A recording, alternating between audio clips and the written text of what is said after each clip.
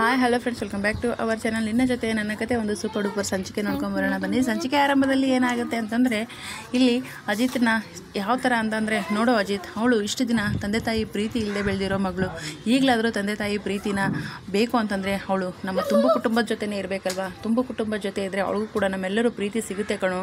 ಅಜ್ಜಿ ಪ್ರೀತಿ, ಅತ್ತೆ ಪ್ರೀತಿ, ಎಲ್ಲರೂ ಪ್ರೀತಿ ಬೇಡವೇನೋ. ಇದೊಂದು ಸಣ್ಣ ಟೆಸ್ಟ್ ತಾನೇ, ಮಾಡಿಸ್ಬಿಡು.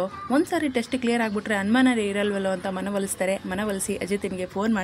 ಅಜಿತ್ ಕೂಡ ಇದನ್ನು ಕೇಳಿ ಸಿಕ್ಕಾಪಟ್ಟೆ ಖುಷಿಯಾಗಿ ಭೂಮಿ ಟೀ ಅಂಗಡಿ ಹತ್ರ ಇರ್ತಾಳೆ. ಭೂಮಿ ಅಂತ ಓಡಿ ಹೋಗಿ ಭೂಮಿನ ತಪ್ಕೊಂಡ್ಬಿಡ್ತಾರೆ.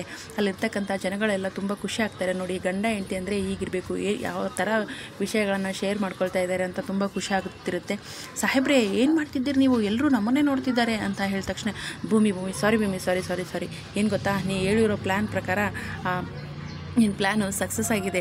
ಮಾವ DNA ಟೆಸ್ಟ್ಗೆ ಒಪ್ಕೊಂಡಿದ್ದಾರೆ. ಯಾವಾಗ ಹಾಸ್ಪಿಟ್ಲಿಗೆ ಅಂತಾರೆ ಆವಾಗ ಕರ್ಕೊಂಡು ಬರ್ತೀವಿ ಅಂತ ಹೇಳಿದಾರಂತೆ ಭೂಮಿ ಅಂತ ಹೇಳಿದಾಗ, ಹೌದಾ ಸಾಹೇಬ್ರೆ, ತುಂಬ ಖುಷಿ ಆಯಿತು ಕೇಳಿ ಅಂತ ಭೂಮಿ ಕೂಡ ಅಂತಾಳೆ.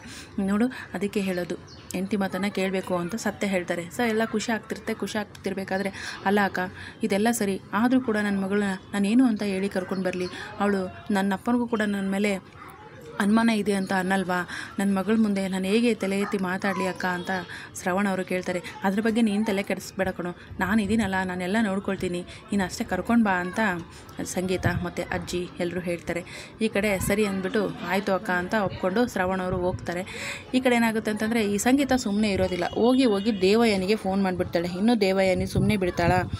ಅದು ಅಜಿತ್ತು ಶ್ರವಣು DNA ಟೆಸ್ಟ್ಗೆ ಒಪ್ಕೊಂಡ್ಬಿಟ್ಟ ಕಣೆ, ತುಂಬ ಖುಷಿ ಆಗ್ತಿದೆ ನಮಗೆ ಅಂತ ಹೇಳಿಬಿಟ್ಟು ದೇವಯಾನಿ ಹತ್ರ ಈ ವಿಷಯವನ್ನು ಶೇರ್ ಮಾಡ್ತಾಳೆ. ದೇವಯಾನಿಗೆ ಫುಲ್ ಶಾಕ್ ಆಗುತ್ತೆ, ಒಂಥರ ಕರೆಂಟ್ ಶಾಕ್ ಹೊಡೆದಂಗೆ ಆಗುತ್ತೆ. ಏನಪ್ಪ ಇದು ಹಿಂಗಾಗೋಯ್ತಲ್ಲ ಅಂತ, ಹೌದಾ ಅಂತ ನಾಟಕೀಯವಾಗಿ ಮಾತಾಡ್ತಾಳೆ. ಆದರೆ ಮನಸ್ಸಲ್ಲಿ ಸಿಕ್ಕಾಪಟ್ಟೆ ಕೋಪ ಬರ್ತಿರುತ್ತೆ, ಭಯ ಕೂಡ ಆಗ್ತಿರುತ್ತೆ. ಇನ್ನೂ ಮುಗೀತು ಕತೆ ಅಂದ್ಬಿಟ್ಟು ಇಮ್ಮಿಡಿಯೇಟಾಗಿ ಅಶ್ವಿನಿಗೆ ಫೋನ್ ಮಾಡ್ತಾಳೆ. ಏನೇ ಕಾಲ್ ಮೇಲೆ ಕಾಲು ಹಾಕ್ಕೊಂಡು ಆರಾಮಾಗಿ ಕೂತ್ಕೊಂಡು ಬಿಟ್ಟಿದ್ಯಾ ಅಂತ ಹೇಳಿದಾಗ, ಏನು ಹೇಳಿ ಮೇಡಮ್, ಏನಾಯಿತು, ಯಾಕೆ ಇಷ್ಟೊಂದು ಟೆನ್ಷನ್ ಮಾಡ್ಕೊಂಡಿದ್ದೀರಾ ಅಂತ ಅಶ್ವಿನಿ ಕೇಳ್ತಾಳೆ.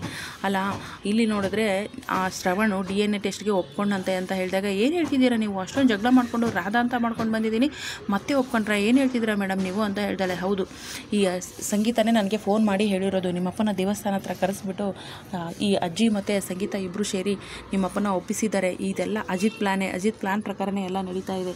ನೀನು ನೋಡಿದ್ರೆ ಆರಾಮಾಗಿ ಕಾಲ್ ಮೇಲೆ ಕಾಲು ಹಾಕ್ಕೊಂಡು ಮಹಾರಾಣಿ ಥರ ಕುಂತಿದ್ರೆ ಏನು ಮಾಡೋದು ಅಂತ ಹೇಳಿದಾಗ, ಅಯ್ಯೋ ಮೇಡಮ್, ನನಗೆ ಇಷ್ಟೋ ತನಕ ವಿಷಯ ಗೊತ್ತಿರಲಿಲ್ಲ, ಈಗ ಗೊತ್ತಾಯ್ತಲ್ಲ, ಏನು ಮಾಡೋದು ಮೇಡಮ್, ನನಗೆ ಭಯ ಆಗ್ತಾಯಿದೆ, ಖಂಡಿತ ನಾವು ಸಿಕ್ಬಿಡ್ತೀವಿ. DNA ಟೆಸ್ಟ್ ಬೇಡ ಅಂತ ಇಷ್ಟು ಹೇಳಿದ್ರು ಕೂಡ ಈ ಶ್ರವಣ್ ಸಾಹೇಬರು ಹೆಂಗೆ ಒಪ್ಕೊಂಡ್ರು ಅಂತ ಹೇಳ್ತಾಳೆ. ಅಜಿತ್ ಬಿಡಬೇಕಲ್ಲ ಅಂತ ಇವರಿಬ್ಬರು ಮಾತಾಡ್ಕೊಳ್ತಾ ಇರ್ತಾರೆ. ಆ ಕಡೆಂತೂ ಅಜಿತ್ಗೆ ಎಲ್ಲಿಲ್ಲದ ಖುಷಿ.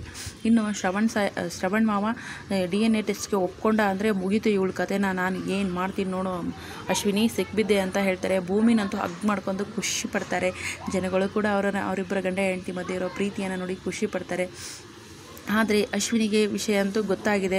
ಆದರೆ ನಾನು ಇದಕ್ಕೇನಾದರೂ ಅಪೋಸ್ ಮಾಡಿದ್ರೆ ಒಳ್ಳೆ ಅಂದರೆ ಅಥವಾ ಏನಾಗುತ್ತೀನಿ, ಶ್ರವಣ್ ದೃಷ್ಟಿಯಲ್ಲೂ ಕೂಡ ನಾನು ಕೆಟ್ಟವಳಾಗ್ಬಿಡ್ತೀನಿ. ಈ ವಿಷಯ ಹೇಗೆ ಗೊತ್ತಾಯಿತು ಅಂತ ಎಲ್ಲರೂ ಅಂತಾರಲ್ಲ ಮೇಡಮ್, ಇಲ್ಲಿ ಇವರು ಕೂಡ ನನ್ನ ಮೇಲೆ ಅನುಮಾನ ಪಡೋಕ್ಕೆ ಶುರು ಮಾಡ್ತಾರೆ. ಏನು ಮಾಡಲಿ ಮೇಡಮ್ ಅಂತ ಟೆನ್ಷನ್ ಮಾಡ್ಕೋತಾ ಇರ್ತಾಳೆ ಅಶ್ವಿನಿ. ಇದಕ್ಕೆ ನೀನೆಲ್ಲ ತಲೆ ಕೆಡಿಸ್ಕೋಬೇಡ, ನೀನು ಅವ್ರ ಜೊತೆ ಆಸ್ಪತ್ರೆಗೆ ಬಾ, ನಾನು ಮುಂದಿನ ನೋಡ್ಕೊಳ್ತೀನಿ ಅಂತ ಹೇಳ್ತಾರೆ. ಅದೇಗೆ ಮೇಡಮ್, DNA ಟೆಸ್ಟಲ್ಲಿ ನೀವೇನು ನೋಡ್ಕೋತೀರಿ ಅಂತ ಅಶ್ವಿನಿ ಕೇಳ್ತಾಳೆ. ನೋಡು, ಯಾವ ಹಾಸ್ಪಿಟ್ಲಿಗೆ ಹೋಗ್ತೀರಿ ಅನ್ನೋದು ಮುಖ್ಯ. ಆ ಹಾಸ್ಪಿಟ್ಲಿಗೆ ಹೋದ ತಕ್ಷಣ ನನಗೆ ಕಾಲ್ ಮಾಡು, ನಾನು ಆ ಡಾಕ್ಟ್ರ್ ಹತ್ರ ಮಾತಾಡಿ ಏನು ಅನ್ನೋದನ್ನು ಅವರಿಗೆ ತಿಳಿಸ್ತೀನಿ ಅಂತ ಹೇಳ್ತಾಳೆ. ಸರಿ ಮೇಡಮ್ ಅಂತ ಒಪ್ಕೋತಾಳೆ. ಈ ಕಡೆ ಶ್ರವಣ್ ಕೂಡ ಮನೆಗೆ ಬರ್ತಾರೆ. ಆ ಕಡೆ ಸಂಗೀತ ಮತ್ತು ಅಜ್ಜಿಗೂ ಕೂಡ ಖುಷಿ ಆಗುತ್ತೆ. ಅಂತೂ ಇಂತೂ ಒಂದು ಟೆಸ್ಟೆಲ್ಲ ಮಾಡಿಸ್ಬಿಟ್ರೆ ಮುಗೀತು, ಅವಳು ನಮ್ಮ ಮನೆ ಮಗಳಾಗಿರ್ತಾಳೆ ಅಂತ ಅಜ್ಜಿಗೂ ಕೂಡ ಖುಷಿ ಇದೆ. ಪಾಪ ಮೊಮ್ಮಗಳಂತ ಒಪ್ಕೊಂಡ್ಬಿಟ್ಟಿದ್ದಾಳೆ. ಈ ಕಡೆ ಶ್ರವಣ್ ಕೂಡ ನನ್ನ ಮಗಳಿಗೆ ಅವಮಾನ ಆಗಬಾರ್ದು ಮತ್ತು ನನ್ನ ಮಗಳಿಗೂ ಎಲ್ಲರೂ ಪ್ರೀತಿ ಸಿಗಬೇಕು ಅಂತ ಒಪ್ಕೊಂಡಿದ್ದಾರೆ. ಈ ಕಡೆ ಅಜಿತ್ಗಂತೂ ಸಿಕ್ಕಾಪಟ್ಟೆ ಖುಷಿಯಾಗಿದೆ. ಭೂಮಿ ಅಂತೂ ಇಂತೂ ನಮ್ಮ ಭೂಮಿ ಐಡಿಯಾ ವರ್ಕ್ ಆಯ್ತವಲ್ಲ ಅಂತ ಭೂಮಿನ ಹಗ್ ಮಾಡಿ ಖುಷಿ ಪಡ್ತಾ ಇದ್ದಾರೆ.